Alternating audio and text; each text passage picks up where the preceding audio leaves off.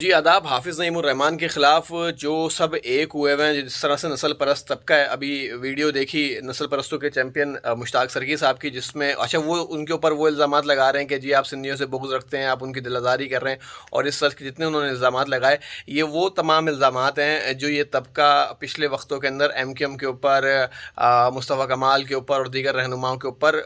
گاہے بگاہے وہ لگاتے رہے ہیں۔ اچھا، مسئلہ کیا ہے؟ کیونکہ جب آپ اس کے اوپر بات کر رہے ہو تو ویسے تو مشتاق سر کی یا یاز لطیف علی جتنا طبقہ ہے، یہ ہمیشہ کہتا ہے کہ جی آپ کا مسئلہ پیپلز پارٹی کے ساتھ ہے، پیپلز پارٹی کی بیڈ گورننس ہے، آپ اس کے اوپر تنقید کریں، ہمیں کوئی مسئلہ نہیں۔ لیکن جس وقت آپ پاکستان پیپلز پارٹی کے اوپر تنقید کرنا شروع کرتے ہیں تو پھر یہ ایک نعرہ لگاتے ہیں کہ جی کہتے ہیں کہ پیپلز پارٹی بہانہ ہے، سندھی قوم نشانہ ہے۔ ابھی حافظ نعیم الرحمان نے جس طرح سے پاکستان پیپلز پارٹی کو ٹف ٹائم دیا، وہ اس کے اوپر بات کر رہے ہیں، ایکٹیو ہیں، اور ان کے مد مقابل میئر کے لیے کھڑے ہوئے ہیں، تو جو جتنے بھی چھوٹے موٹے سے یہ ہیں نسل پرست، یہ سارے کے سارے پاکستان پیپلز پارٹی کے دفاع میں بہت زیادہ آگے ہیں۔ تو انہوں نے ابھی ایک ویڈیو کی۔ اچھا، یہ عمومی سا رویہ ہے اور اس سے ہمیں بہت ساری چیزیں سیکھنی چاہیے کہ جس وقت دوسرے سارے ایک ہو جاتے ہیں اس وقت ہم آپس میں کیوں بڑھ جاتے ہیں۔ ہم نے دیکھا کہ جی ایم کیو ایم نے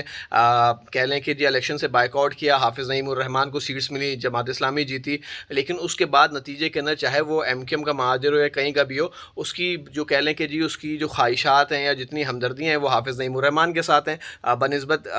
یہ جو پیپلز پارٹی کے ہیں، کیا نام ہے، مرتضیٰ چانڈی ہو یا جو بھی ان کا نام ہے، مرتضیٰ وہاب صاحب، تو ان کے اوپر ان کے ساتھ سب کی سپورٹ ہے، ان کے خلاف ہیں، ان کے لیے کوئی نرم گوشہ نہیں ہے۔ اور سوشل میڈیا سے لے کے آپ مین اسٹریم میڈیا تک، جس طرح سے مشتاق سرکی ٹائپ کے جرنلسٹ یا یلو جرنلسٹ کہہ لیں یا جو بھی ان کو کہہ لیں، اور چاہے پولیٹیشین ہو، وہ تمام کے تمام کس کے دفاع میں آگے ہیں؟ کس کے آگے؟ وہ کھڑے ہیں جی